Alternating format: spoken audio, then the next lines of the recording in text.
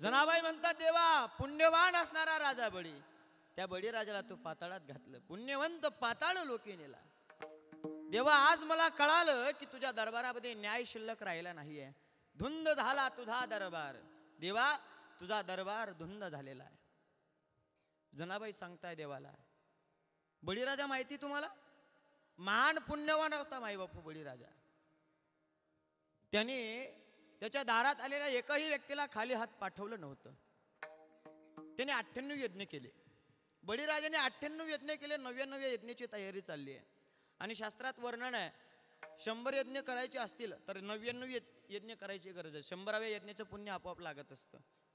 मग 99व्या यज्ञाची तयारी चालली आहे. संपूर्ण तयारी पूर्णत्वाला आली आहे.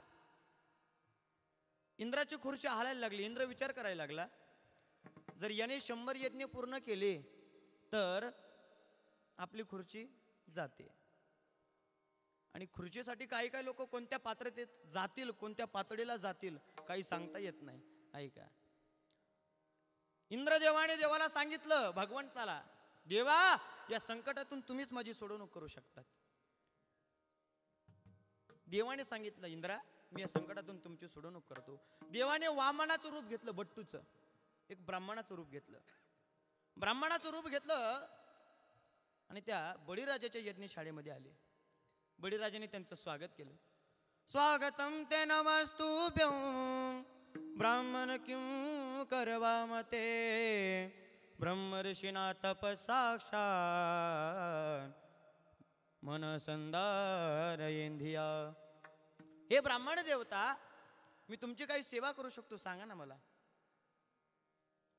या बळीराजाच्या यज्ञशाळेमध्ये तुम्ही आलात, तुमचं आगमन झालं, माझी यज्ञशाळा धन्य झाली, मी धन्य झालो. तुम्हाला काही मागायचं असेल ते मागा, ही माझी तुम्हाला विनंती आहे. आता देवाने म्हणजे बट्टूने सांगितलं, वामनाने सांगितलं, बळीराजा तुला जर द्यायची एवढी हौस आहे ना, मग फक्त मला 3 पावलं जमीन दे. किती? 3 पावलं जमीन. 3 पावलं जमीन मागितली. बळीराजा हसायला लागला. बळीराजा म्हणले ब्राह्मण देवता तुम्हाला मागायचं काय ते कळत नाही म्हणले. एक चक्रवर्ती राजा प्रसन्न झालेला आहे, त्या राजाकडे मागायचं काय हे काय तुम्हाला कळत नाही म्हणले. मग त्या बळीराजाला वामनाने सांगितलं, म्हणले बळीराजा तुला द्यायचं असेल ना मला फक्त 3 पावलं जमीन दे, त्याच्या व्यतिरिक्त मला काही नको. बळीराजाने संकल्प घेतला, पाणी घेतलं हातामध्ये आणि बळीराजाचे जे गुरुवर्य होते शुक्राचार्याने सांगितलं, म्हणले बळी ऐक, हा विष्णू आहे, हा वामनाच्या रूपामध्ये तुला पाताळात घालण्यासाठी इथं आलाय, तुला तुझा नाश करण्यासाठी इथं आलाय. मग बळीराजाने आपल्या गुरुवर्याला उत्तर दिलं, म्हणले गुरुदेव हा जर कधी देव असेल तर याच्या एवढा मोठा भिकारी कुठला नाही, आणि हा जर कधी माझ्याकडं हात पसरवत असेल तर माझ्यापेक्षा भाग्यवंत आणि माझ्यापेक्षा मोठा दानशूर कोणीच नाही. बळीराजाने आपल्या गुरुवर्यांची आज्ञा केली. बळीराजाने पाणी संकल्पाचं झारीत ओतलं. पाणी जोपर्यंत खाली पडत नाही तोपर्यंत संकल्प पूर्णत्वाला जात नाही. मग पाणी खाली का पडत नाही याच्यासाठी बळीराजाने एक दर्भ घेतला आणि तो दर्भ त्या जाळीत टाकला. जाळीत जसा टाकला तो शुक्राचार्यांच्या डोळ्याला लागला. शुक्राचार्यांनी सूक्ष्म रूप धारण करून त्या ठिकाणी पाणी थांबवलेलं होतं. मग शुक्राचार्यांचा डोळा फुटला, आळा आला म्हणून फोळीला डोळा, बळीने शुक्र आंधळा केला. बळीराजाने आपल्या गुरुवर्यांचा डोळा फोडला. भगवान परमेत्म्याने संकल्प पूर्णत्वाला गेला, आपलं विराट रूप धारण केलं. पहिलं पाऊल पृथ्वीवर ठेवला, दुसरा पाऊल स्वर्गावर ठेवला आणि तिसरा पाऊल विचारला बळीराजाला, सांग बळीराजा तिसरा पाऊल कुठं ठेवायचा. बळीराजाने उत्तर दिलं, देवा पृथ्वीवर माझा हक्क होता, पृथ्वी तुम्ही घेतली आहे.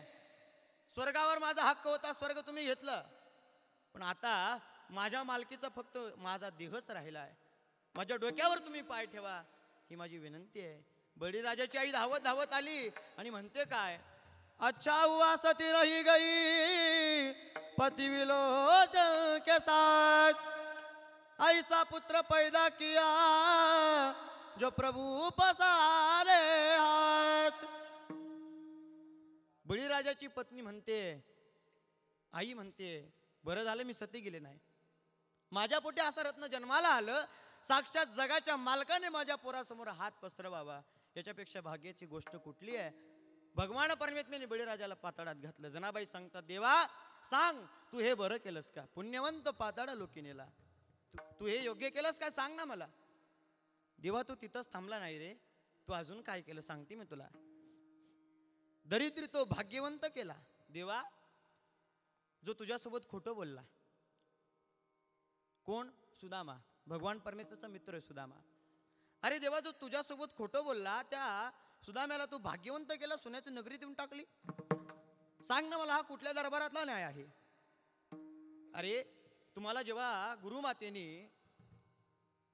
सरपण आणण्यासाठी जंगलात पाठवलं, तुम्हाला खाण्यासाठी चणी दिली होती, फुटाणे दिली होती, या सुदामाने एकटेच खाल्ले, तुला दिले नाही रे देवा. तुझ्यासोबत खोटं बोलला आणि त्या सुदाम्याला तू सोन्याची नगरी देऊन टाकली.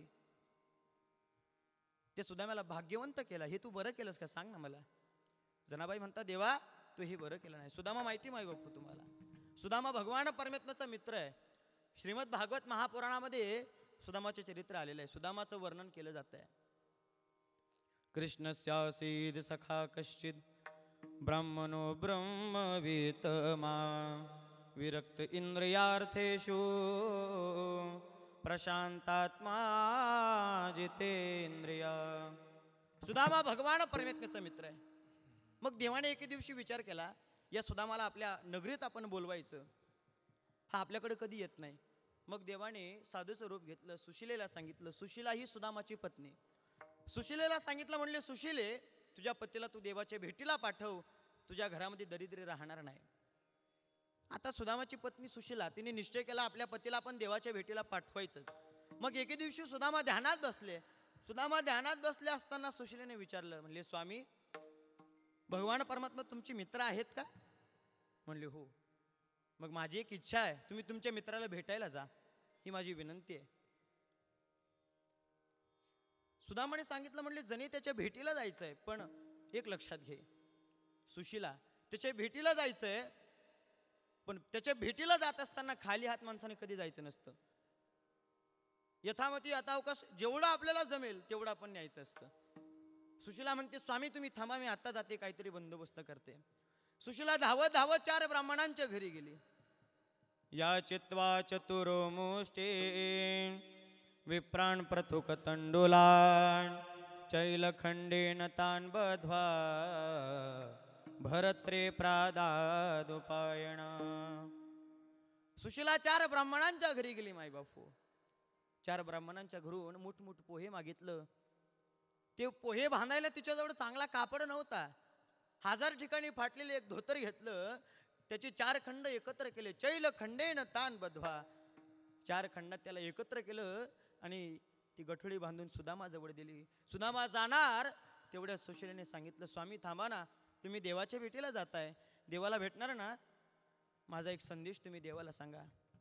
देवाला सांगा, एक मास द्वैपाख में 2 एकादशी होय, सो प्रभु दीन दयालने नित्य प्रतिदिनी मोय.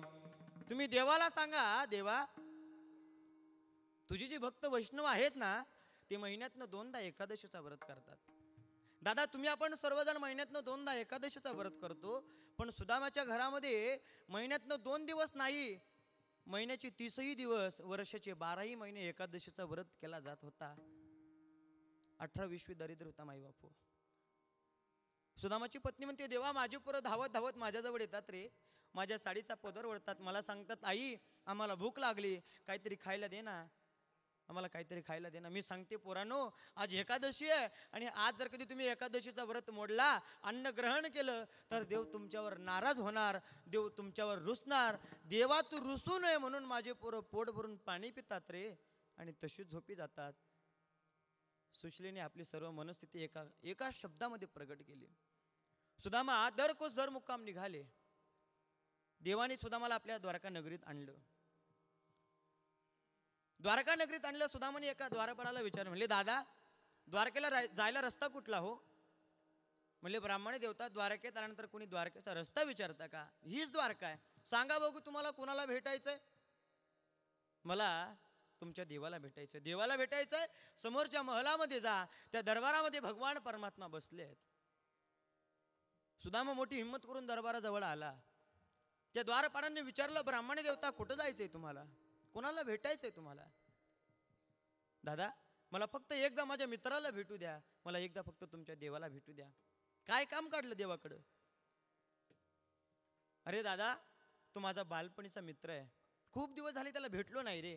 तुम्ही माझ्या कपड्यांकडे पाहिल्यानंतर म्हणत असाल हा काहीतरी मागायला आला असेल, पण नाही रे, मला काही बी मागायचं नाही. दोघंही द्वारपालांनी ते ऐकलं आणि देवाजवळ धावत धावत गेले. देवा अनेक वर्ष झाले देवा या दरबाराची आम्ही सेवा करतोय, अनेक महात्मे तुम्हाला भेटायला आले देवा, पण आजपर्यंत अशी व्यक्ती आम्ही पाहिली नव्हती देवा, आजपर्यंत अशी व्यक्ती आम्ही पाहिली नव्हती. देवाने विचारावं, अरे झालं काय? देवा आज दरबारामध्ये एक व्यक्ती अशी आलेली आहे, अंगावरती व्यवस्थित कपडे नाहीत, पायात पादुका नाही, डोक्यावरती पगडी नाही, आणि स्वतःला तुमचा मित्र म्हणतोय. शीस पगान जगातन में प्रभु जाने को आही बस एक ही ग्रामा, धोती फटी सिलटी दुपटे और पाय उपान के नये श्यामा. द्वार खड्यो द्विज दुर्बल देख, रयो चकसो वसुधा अभिरामा. पूछत दीन दयाल को धाम, बतावत आपनु नाम सुदामा. देवाने सुदामा नाव ऐकलं, देवाला शरीराची सूध राहिली नाही माई बापू. भगवान परमात्मा अतिशय वेगाने धावायला लागले. धावता धावता देवाच्या खांद्यावरचा पितांबर खाली पडला, देवाच्या पायातली पादुका नाहीशी झाली, डोक्यावरचा मुकुट खाली पडला, हातातली बासरी खाली पडली. देवाला शरीराची सूध राहिली नाही. भगवान परमात्मा अतिशय वेगाने धावताय. मनामध्ये विचार करतोय सुदामा, त्याला माझा चेहरा लक्षात असेल का, त्याला माझं नाव ध्यानात असेल का, या विचाराने तो व्याकुळ होत होता. आणि देवाची सुदामाची नजर एक झाली. दोघांनी एकमेकाला आलिंगन दिलं. देवाने सुदामाला आपल्या दरबारात आणलं. आपल्या निज सिंहासनावरती देवाने सुदामाला बसवलं आणि सुदामाच्या पायात भगवान परमात्मा बसले. सुदामाच्या पायावरची धूळ भगवान परमात्मा झाडू लागले. रुक्मिणीला सांगितलं, रुक्मिणी लवकर जा, या महात्म्याचे पाय धुण्याकरता जल घेऊन ये. रुक्मिणी जल आणण्याकरता गेली. माई बापू देवाने सुदामाच्या तळ पायाला हात लावला. पाहिलं तर एक नाही, अनेक काटे त्या पायामध्ये रुतलेले आहेत. एक एक काटा देवाने काढावा, रक्ताचा प्रवाह चालू व्हावा. अनेक काटे त्या पायामध्ये रुतलेले होते, एक एक काटा देवाने काढला, रक्ताचा प्रवाह चालू झाला, पाय रक्तबंबाळ झाले. ते दृश्य पाहिल्यानंतर भगवान परमात्मा एवढे द्रवित झाले माई बापू, एवढे द्रवित झाले. देवाने सुदामाचे पाय आपल्या अश्रूंनी धुतले. ऐसे बेहाल बेवाइन सो, पग कंटक जाल लगे पुनि जोए, आय महादुख पायो सखा, तुम आए इते न किते दिन खोए. देख सुदामा की दीन दशा, करुणा करके करुणा निधि रोए. पानी परात को हाथ छू नहीं, नैनन के जल सो पग धोए. प्रीतो विमुंचयन बिंदु, नेत्राभ्याम पुष्करे क्षणा. किम अनेन कृतं पुण्यम अवधूतेन भिक्षुणा, श्रियाहीनेन लोकेस्मिन् गर्हितेन धमेन च. रुक्मिणी जल घेऊन आले. रुक्मिणीने पाहिलं, जगाचा मालक या माणसाचे पाय आपल्या अश्रूंनी धुतोय, त्या अर्थी हा व्यक्ती साधारण नसला पाहिजे. किम पुण्यम कृतम अनेन, या महात्म्याने काय पुण्य केलं असेल, साक्षात जगाचा मालक या माणसाचे पाय आपल्या अश्रूंनी धुतोय, त्या अर्थी ही व्यक्ती साधारण नसली पाहिजे. हा व्यक्ती फार मोठा असला पाहिजे. देवाने सुदामाला भोजन खाऊ घातलं. भोजन खाऊ घातलं आणि सुदामाला आपल्या निज शय्येवरती झोपवलं. सुदामा निज शय्येवरती झोपलेले आहेत. देवाने सुदामाचे पाय दाबायला सुरुवात केली. रुक्मिणी मातेने पाहिलं, आपले मालक या माणसाची सेवा करता, मग आपणही काहीतरी सेवा करावी. रुक्मिणीने हातात पंखा घेतला, हात पंखा घेतला आणि रुक्मिणी माता सुदामाला हवा घालू लागल्या. दादा दृश्य आपल्या डोळ्यासमोर ठेवा. लोक म्हणतात सुदामा दरिद्री होता, बरोबर? लोक म्हणतात सुदामा दरिद्री होता, पण मला सांगा, चाले हे शरीर कोणाचे असत्य, कोण बोलविते हरिविण, ज्याच्या सत्तेशिवाय आपण श्वासही घेऊ शकत नाही असा असणारा भगवान परमात्मा ज्या माणसाचे पाय दाबतोय, कोणाला राजा करायचं का रंग करायचं हे जिच्या हातात आहे. लक्ष्मी माता, लक्ष्मी मातेचं स्वरूप रुक्मिणी माता. पैशाची मालकीण ज्या माणसाला हवा घालते, जगाचा मालक ज्या माणसाचे पाय दाबतोय, मला सांगा तो व्यक्ती दरिद्री असणार आहे का? त्याच्या एवढा श्रीमंत जगामध्ये कोणी आहे का? सांगा ना मला. देवाने सुदामाचे पाय दाबले. एवढंच नव्हे तर सुदामा निघाले. देवाने सुदामाला सोन्याची नगरी देऊन टाकली. जनाबाई सांगतात, देवा आज मला कळालं, जो तुझ्यासोबत खोटं बोलला त्या दरिद्र्याला, त्या सुदाम्याला तू सोन्याची नगरी देऊन टाकलीस, त्याला भाग्यवंत केला. सांग मला, हे तू बरं केलंस का? दरिद्री तो भाग्यवंत केला. देवा तू तिथंच थांबला नाही. वाट माऱ्या वाल्या कोडी ज्याने फक्त पापच केलं होतं, पाप व्यतिरिक्त त्याला काही सुचलंच नव्हतं. अनेक लोकांना त्याने मारलं, त्या वाल्या कोड्याला तू वाल्या कोड्याचा वाल्मिक ऋषी बनवला. सांग देवा तू हे बरं केलंस का? चोरट्याचा बहुमान वाढविला, तिन्ही लोकांमध्ये त्याचा मान वाढवला. बरं मला सांग, हे तू बरं केलंस का? देवा तू हे बरं केलं नाहीस. आज मला कळालं की तू कुणाच्या चांगल्यासाठी विटेवर उभा राहिला नाही. देवा तू तिथंच थांबला नाही, तू अजून काय केलं? कीर्तिवानाचा अपमान केला. देवा महान कीर्तिवान होता तो कर्ण, दानशूर होता. त्या कर्णाला तू द्रौपदीच्या स्वयंवराच्या वेळेस भर सभेमध्ये त्याला सुतपुत्र म्हटलास. त्याचा भर रणांगणामध्ये युद्धभूमीवर त्याचा कपटाने वध केला. सांग देवा तू हे बरं केलंस का? छळाने कपटाने त्या कर्णाला तू मारलंस, तू हे बरं केलंस का? देवा मला आज कळालं की तुझा दरबार हा धुंद झालेला आहे. धुंद झाला तुझा दरबार.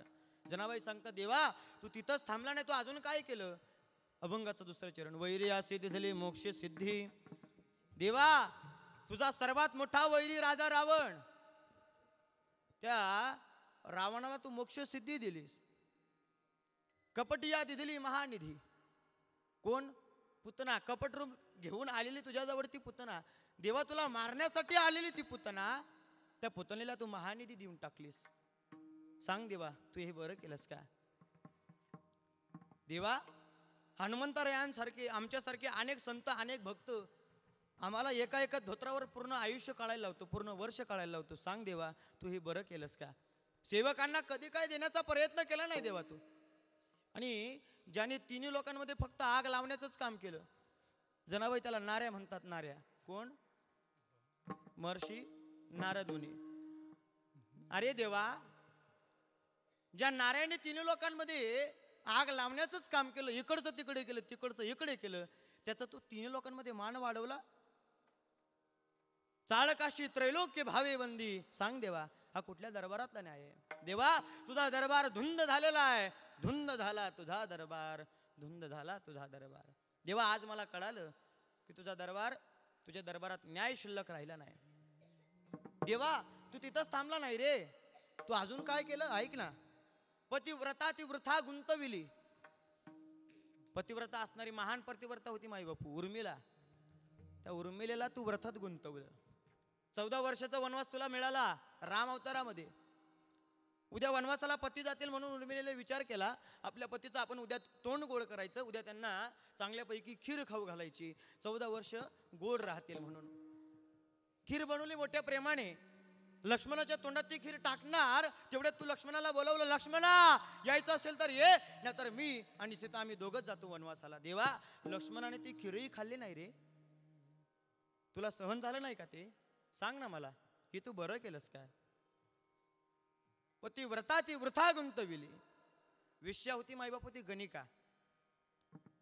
विश्या गणिका ती सत्य लोकांनी. त्या गणिकेला तू सत्य लोकाला नेलं.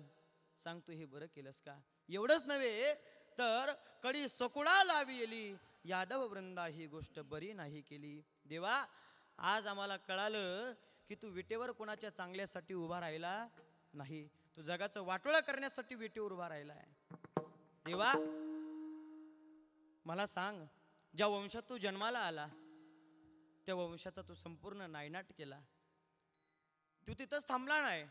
अभंगाचं शेवटचं चरण, सत्ववानाचा बहु केला छळ, कीर्तिवानाची मारियले बाळ. तेव्हा महान सत्ववान असणारा राजा हरिश्चंद्र, राणी तारामती, त्यांचा बाळ रोहिदास तू मारला. त्या राजाला राज्यदान द्यायला लावलं स्वप्नात. तू हे बरं केलंस का? नाही रे देवा, हे तू बरं केलं नाही. आज मला कळालं की तू कोणाच्या चांगल्यासाठी वेटी उभा राहिला नाही. महान भक्त राजा श्रेयाळ आणि भक्त चांगुना, त्यांचं बाळ तू मारून टाकलंस. कीर्तिवानाचे मारियेले बाळ. त्यांच्या घरी गेला, इच्छा भोजन मागितलं आणि इच्छा भोजन मागितल्यावर तू त्यांच्या पोराचं मांसच मागावं? सांग ना देवा, तू हे योग्य केलं का? आज मला कळालं देवा की तू कोणाच्या चांगल्यासाठी वेटीवर उभा राहिला नाही. विठ्ठल विठ्ठल विठ्ठल विठ्ठल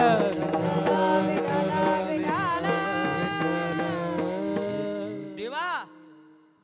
पण आज मात्र मी सांगून जाते तुला, आज नंतर उद्या या मंदिरामध्ये तुझं दर्शन घेण्यासाठी कोणी खऱ्या मनाने तुझ्या मंदिरात येणार नाही. का? कारण तू अनेकांची फजिती केली आहे. आज माझी फजिती करतोय. हे तू चांगलं केलं नाही देवा. देवा, ज्याला तू मित्र म्हणत होता, ज्याच्यासोबत तू कायम असायचा अर्जुन, त्या अर्जुनाचं तू बळ नासवलं. सका म्हणविसी त्याचे नाशी बळ. जनाबाई सांगतात, जनी म्हणे मी जाणे तुझे खेळ. देवा, या जनीने तुझे सर्व खेळ जाणलेत रे देवा, तुझे सर्व खेळ जाणलेत. तू कोणाच्या चांगल्यासाठी वेटीवर उभा राहिला नाही देवा. तुझ्या दरबारामध्ये न्याय शिल्लक राहिला नाही. आणि अशा पद्धतीने जनाबाई आणि भगवान परमात्मा या अभंगामध्ये या दोघांचा संवाद आलेला आहे. जनाबाई सांगता देवाला, तू विटेवर कोणाच्या चांगल्यासाठी वेटीवर उभा राहिला नाही. जनाबाईचं आणि देवाचं भांडण चाललेलं आहे. आता माझ्या अल्पबुद्धीप्रमाणे मी भाव मांडण्याचा प्रयत्न केला. संप्रदायाच्या नियमाप्रमाणे सर्वांनी मोठ्या प्रेमाने एकदा भजन करायचं आहे. पुरुष वर्ग हात वरती करा, पुरुष वर्ग हात वरती करा. महिला मंडळ तुम्ही करू नका, तुम्ही हात खालीच राहू द्या. हा, पुरुष वर्ग हात वरती केले. आता ऐका, मोठ्या प्रेमाने सर्वांनी भजन करायचंय. तत्पूर्वी मी काय सांगतो ते ऐका. पुढच्या महिन्यात मला पुन्हा इकडे यायचंय. तेव्हा जर कधी मला 5-10 मिनिटं वेळ भेटला तर मी इकडं नक्कीच फिरे टाकेन. तोपर्यंत राहू द्या. असे चालेल ना? नाही चालणार का? मोठ्या प्रेमाने देवाचं भजन करायचंय. विठोबा रखुमाई, विठोबा रखुमाई, विठोबा रखुमाई, विठोबा रखुमाई, विठोबा रखुमाई, विठोबा रखुमाई.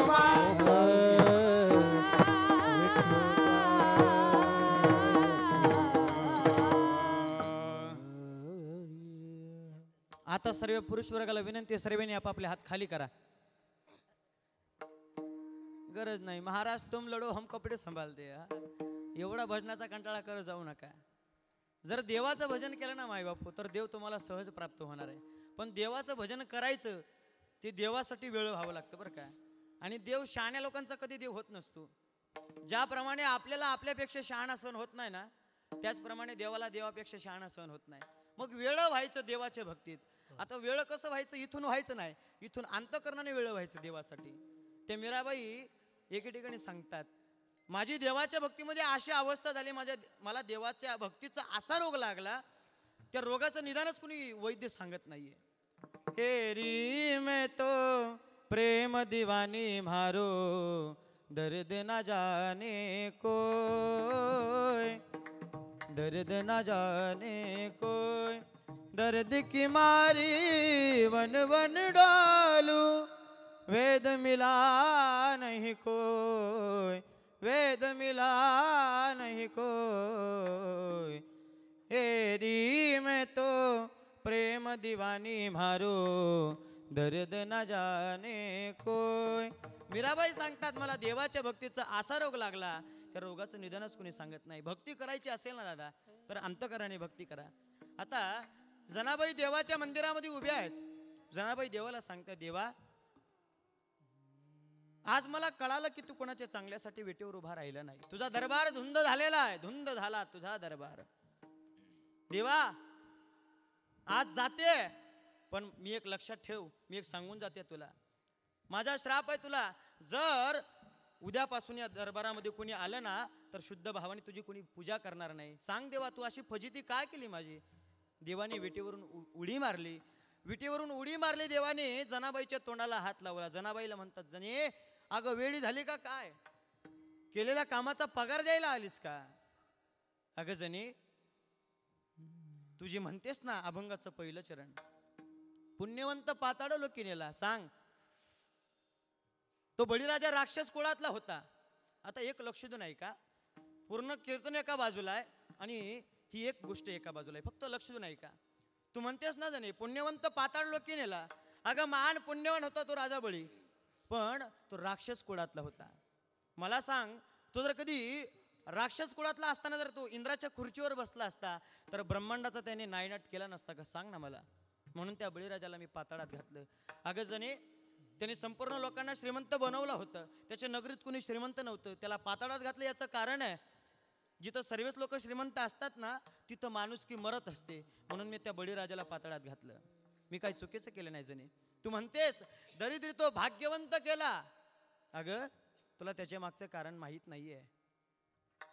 जेव्हा आम्ही संदीपनी मुनींच्या आश्रमामध्ये होतो, एके दिवशी झालं काय, एक ब्राह्मण स्त्री ती दिवसभरापासून भिक्षा मागत होती. तिला काही खायला भेटलं नाही. मग संध्याकाळ झाल्यानंतर तिला कुणीतरी 2 मोठी फुटाणे दिलीत. 2 मोठी फुटाणे दिलीत, ती गठोळी दिली. ती गठोळी त्या ब्राह्मण स्त्रीला भेटली. तिने विचार केला, सूर्यास्तानंतर आपण काही खात नसतो, मग आपण उद्या खायचं. ती रात्री झोपली आणि त्याच नगरीमध्ये रात्री चोर आले. त्याच नगरीमध्ये रात्री चोर आले. त्या चोरांनी ती फुटाण्यांची जी गठोळी होती ती घेतली. त्यांना वाटलं याच्यात दागदागिने ठेवले असतील म्हणून ते पळून गेले आणि गावाच्या बाहेर आले. त्या आश्रमाला थांबले आणि तो आश्रम होता संदीपनी मुनींचा. संदीपनी मुनींचा आश्रम होता. त्या आश्रमाला थांबले. पहाटेचे 4 वाजले. गुरुमाता उठल्या, यांना चावू लागली. यांना वाटलं की आपण आता सापडणार, आपली चोरी पकडली जाणार. म्हणून यांनी ती पुडी तिथंच सोडली, ती गठोडी तिथंच सोडली आणि धावत धावत निघून गेले, पळून गेले. मग ती गठोडी दिसली गुरुमातेला. गुरुमातेने ती गठोडी घेतली आणि मला आणि सुदामाला सांगितलं, पोरं हो, सरपण संपलंय, तुम्ही जंगलात जा आणि सरपण घेऊन या. जणे ती गठोडी सुदामाजवळ दिली. आम्हा दोघांना खायला सांगितलं. आम्ही जंगलामध्ये गेलो, सरपण तोडलं, सरपण गोळा केलं आणि घनघोर पाऊस सुरू झाला. संपूर्ण चहूकडे अंधारच अंधार आहे, पाऊसच पाऊस आहे. आम्हाला काही सुचत नाही. आम्ही दोघंही झाडावर चढलो आणि इकडं ती ब्राह्मण स्त्री, ज्या स्त्रीला दिवसभर काही खायला भेटलं नव्हतं, उद्या खायचं म्हणून ती फुटाणे तिने बाजूला ठेवले होते, पण तेच तिला उद्या खायला भेटले नाही. म्हणून तिने श्राप दिला, जो कोणी माझे फुटाणे खाईल त्याला 18 विश्व दारिद्र्य येईल. सुदामाने विचार केला. सुदामाला कळालं की या फुटाण्यांवर श्राप आहे आणि जर ही फुटाणे माझ्या देवाने खाल्ली तर माझ्या देवाला दारिद्र्य येईल. जणे मला दारिद्र्य येऊ नये म्हणून माझ्या सुदामाने एकटेच फुटाणे खाल्ले ग, एकटेच फुटाणे खाल्ले. बरं मला सांग, त्याने जे केलं ते चुकीचं केलं का जणे? सांग ना मला. जणे तू म्हणतेस ना दरिद्री तो भाग्यवंत केला. अगं मी दारिद्र्य होऊ नये, 18 विश्व दारिद्र्य कोणाला म्हणतात? 18 गुणिले 20 करा, किती होतात? 360. 360 दिवस ज्याच्या घरामध्ये अन्नाचा कण शिजत नाहीये त्याला म्हणतात 18 विश्व दारिद्र्य. अगं जणे त्यांनी माझ्यासाठी स्वतः 18 विश्व दारिद्र्य राहावं, त्याच्यापेक्षा प्रिय मला कोण असणार आहे का? सांग ना मला. मी त्याला भाग्यवंत केला, चुकीचं केलं नाही. त्याला सोन्याचं गाव देऊन टाकलं, काहीच नाही त्याच्या पुढे. तू म्हणतेस चोरट्याचा बहुमान वाढविला. अगं त्याला नारद महर्षींची संगत झाली. नारद महर्षींची संगत झाली आणि संतांच्या संगतीमध्ये आल्यानंतर नारदांनी त्याला राम म्हणायला सांगितलं. त्याला राम म्हणता येत नव्हतं, मग त्याने मरा मरा म्हणायला सुरुवात केली. मरा मरा म्हणता म्हणता नाव माझं घेतलं आणि त्याने 2 दिवस तपश्चर्या केली नाही, 1 वर्ष तपश्चर्या केली नाही, अनेक वर्ष तपश्चर्या केली आणि अशी तपश्चर्या केली त्याला शरीराची सूध राहिली नाही. अखंडित त्यांनी माझी तपश्चर्या केली आणि आम्ही भावाचे पाहुणे. अगं जणे आम्ही फक्त भाव पाहत असतो. त्याने शुद्ध भावाने माझी सेवा केली, माझं भजन केलं, म्हणून मी त्याचा मान वाढवला, चोरट्याचा बहुमान वाढविला. मी काही चुकीचं केलं नाही. जणे तू म्हणतेस त्या कर्णाला भर सभेमध्ये त्याचा अपमान केला, त्याला कपटाने मारून टाकलं. बरं मला सांग, ज्या वेळेला हा कर्ण त्या कौरवांकडून त्या सभेमध्ये बसलेला होता. माझी बहीण द्रौपदी, त्या द्रौपदीला या कर्णाने वेश्या म्हणावं, तेव्हा माझ्या बहिणीचा अपमान याने केला. तू म्हणतेस कपटाने या कर्णाला मारलं. अगं जेव्हा माझ्या अर्जुनाचा पोरगा अभिमन्यू, त्या अभिमन्यूला अगं थोरा मोठ्यांनी नियम मांडलेला होता, निशस्त्र असणाऱ्या व्यक्तीवर कधी वार करायचा नाही. भीष्माचार्यांनी नियम मांडलेला होता, पण माझ्या अभिमन्यूवर यांनी, या कर्णाने, या भीष्माचार्यांनी अनेक मोठ्यांनी माझ्या अभिमन्यूवर निशस्त्र असताना वार केले.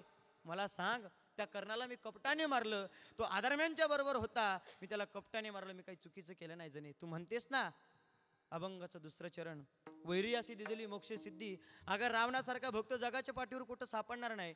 अगं त्याचा नित्यनेम होता 1000 कमळ दररोज वाहायचा. त्याने एके दिवशी 999 कमळ वाहिले. एक कमळ कमी पडलं, स्वतःचं शिर छाटून टाकलं आणि शिर कमळ म्हणून त्यांनी माझ्या चरणी अर्पण केलं. सांग मला, मी त्याच्या बदले त्याला 10 शिर दिले, त्याला मोक्ष सिद्धी दिली, काही मी चुकीचं केलं नाही. तू म्हणतेस कपटियासी दिली महानिधी, त्या पुतणीला महानिधी देऊन टाकलीस. जी निधी आईला दिली ती निधी त्या कपटिया म्हणजेच त्या पुतणीला देऊन टाकली. कपटिया दिली महानिधी. अगं किती जरी केलं तर ती माझी आई बनून आलेली होती. स्तनाला लावणारी ही आईच असते, म्हणून आई समजून मी तिला महानिधी दिली, मी काही चुकीचं केलं नाही. तू म्हणतेस ना सेवकाच्या ढुंगानं मिळे चिंदी. अगं या हनुमंतरायांना, या भक्तांना कितीतरी देण्याचा मी प्रयत्न केला, पण हे काही घेण्याचा प्रयत्नच करत नाही. अगं जेव्हा लंकेवर आम्ही विजय मिळवल्यानंतर सीतेने या हनुमंताला चुडामणी नावाचा मोती त्या हारमध्ये होता, तो नवरत्नाचा हार या हनुमंताला दिला. पण हा एवढा वेळा आहे, याला त्या हारमध्ये मी दिसत नव्हतो, म्हणून याने हा हारच फोडून टाकला. मग काय द्यायचं यांना सांग ना मला. आणि तू म्हणतेस ना चाळकाशी त्रैलोक्य भावी बंदी, जणे तो कीर्तनकार असो अथवा नारद असो, तो समाजाच्या कल्याणाचं जर सांगत असेल तर त्याचा तिन्ही लोकांमध्ये मान वाढणारच आहे, हे लक्षात घे. तू म्हणतेस पतिव्रता ती वृथा गुंतविली. अगं जणे त्या उर्मिलेला मी व्रतात गुंतवलं नाही ग. रावणाचा मुलगा इंद्रजित, त्या इंद्रजिताला वर होता, जो कोणी 14 वर्ष उपवाशी राहील त्याच्या हाताने तुझा मृत्यू निश्चित आहे. आणि जर कधी तो उपवासाचा पहिला दिवस होता, जर कधी या उपवासाच्या पहिल्या दिवशीच लक्ष्मणाने ही खीर खाल्ली असती तर मला सांग, तो व्रत मोडला असता. आणि व्रत मोडला असता मग इंद्रजित मेला नसता आणि रामायण संपन्न झालं नसतं. सांग जणी, मी काही केलं ते चुकीचं केलं का. तू म्हणतेस ना वेश्या गणिका ती सत्य लोका नेली. अगं तिला एका साधूची संगत झाली, साधूने तिला एक पोपट दिला, त्या पोपटाचं नाव होतं राघोबा. आणि मरणाच्या वेळेस ती फक्त राघोबा राघोबा म्हणत मेली. आणि राघोबा नाव अगोदर आहे का पोपट अगोदर आहे सांग मला. मी अगोदर आहे का पोपट अगोदर आहे. जनाबाई म्हणतात देवा म्हणले तुम्ही अगोदर. म्हणले जणे तिने त्या गणिका भिल्लनीनं माझं नामस्मरण केलं म्हणून मी तिला सत्य लोकाला नेलं, मी काही चुकीचं केलं नाही. तू म्हणतेस ना यादव वंशाचा नायनाट केला. अगं नाही जणे, यादव श्रापामुळे मेले आणि तो श्राप माझ्यामुळं मिळाला नव्हता, तो यादवांमुळेच मिळाला होता. त्याच्यापैकी 2 यादव वाचले म्हणून आतापर्यंत काही दारू चालली बरं का, नाही का. आतापर्यंत आजही दारू विकली जाते फक्त त्या 2 यादवांमुळं, आहे का. जनाबाई म्हणतात देवा तुम्ही जे केलं ते बरोबर केलं. देवाने सांगितलं जणे तू जे म्हणतेस ना यादव वृंदा ही गोष्ट बरी नाही केली. नाही ग जणे, मी जे काही केलं ते सर्व बरोबर केलंय. तू म्हणतेस अभंगाचं शेवटचं चरण, सत्वबाणाचा बहु केला छळ. नाही ग जणे, आम्ही गर्गाचार्य आम्ही सर्व स्वर्गात बसलो, इंद्र बसलेला आहे, वसिष्ठ मुनी बसलेले आहेत. सर्वांनी निश्चय केला या सत्ववान हरिश्चंद्र राजाची आपण परीक्षा घ्यायची. त्याची परीक्षा घेतली आणि तो परीक्षेत उत्तीर्ण झाला म्हणून त्याचं राज्यही परत केलं, त्याची बायकोही परत केली आणि त्याचा पोरगाही परत केला. सांग जणे मी काय केलं ते चुकीचं केलं नाही. तू म्हणतेस ना कीर्तिवानाचे मारियले बाळ. नाही ग जणे, त्यांची आम्ही परीक्षा घेतली. या अतिथी धर्माचं किती पालन करतात हे आम्ही पाहिलं. त्याची परीक्षा घेतली, त्यांच्या बाळाचं मांस मागितलं आणि ते परीक्षेत उत्तीर्ण झाल्यानंतर त्यांना त्यांचं बाळ परत केला. जणे मी जे काही केलं ते बरोबर केलं, मी कोणाच्या वाटोळ्यासाठी वेटेवर उभा राहिलो नाही. तू म्हणतेस सका म्हणविसी त्याचे नाशी बळ. नाही जणी त्याला कारणीभूत मी नाही आहे. अर्जुनाचं बळ, अर्जुनाला साधारण अज्ञातवासात असताना अर्जुनाला साधारण भिल्लांनी लुटलं माई बापू. का लुटलं याचं कारण आहे. जणी मी लुटलं नाही, त्याचं बळ मी नाहीसं केलं नाही, त्या आदिवासींनी लुटलं. याच्या मागे कारण आहे, अर्जुन स्वर्गलोकामध्ये गेला असताना अप्सरा त्याच्यावर भाडली. अप्सरेने त्या अर्जुनाला अट घातली, अर्जुना तुम्ही माझ्यासोबत लग्न करा ही माझी विनंती आहे. आणि अर्जुनाने नकार दिला. त्या अप्सरेने अर्जुनाला श्राप दिला, तू माझ्या मागणीला नकार देतोयस, जा मृत्यूलोकावर तू 1 वर्ष हिजळाचं जीवन जगशील. म्हणून त्या श्रापामुळं अर्जुनाचं बळ नाहीसं झालं. त्याला मी काही करू शकत नाही. तू म्हणतेस जणे मी जे काही केलं ते विटेवर उभा राहून चांगलं करण्यासाठीच केलं, जगाच्या चांगल्यासाठीच मी विटेवर उभा राहिलो, मी काही कोणाचं वाटोळं केलं नाही. जणे जनाबाईने ऐकलं आणि जनाबाईने सांगितलं, देवा आज जर तुम्ही हे सांगितलं नसतं तर आज मी तुम्हाला वाईट समजले असते. जनाबाई त्या सुळावर जायला तयार झाल्या. देवाने सोड्याचं पाणी केलं आणि जनाबाईची या संकटामधून सोडवणूक केली. आणि अशा पद्धतीनं या 4ही चरणांचा माझ्या अल्पबुद्धीप्रमाणे तुमच्या समोर भाव मांडण्याचा प्रयत्न केला. झालेली सेवा सर्वांच्या चरणी समर्पित करतो आणि याच ठिकाणी सेवेला पूर्ण विराम. ज्ञानेश्वर माऊली, ज्ञानराज माऊली, ज्ञानेश्वर माऊली, ज्ञानेश्वर माऊली, ज्ञानेश्वर माऊली, ज्ञानेश्वर माऊली. हरे विठ्ठल जय जय विठ्ठल, जय जय विठ्ठल, जय जय विठ्ठल. हा बोलिले कोणे वेरे वाकुडे उत्तरे, अपराध महाराज तुम्ही, हा नाही उच्चारिला अधिकार मिळा पुरा. तुका म्हणे ज्ञानेश्वरा राखा पायापैकी करा, ज्ञानदेव तुकाराम, ज्ञानदेव तुकाराम, ज्ञानदेव तुकाराम, तुकाराम तुकाराम.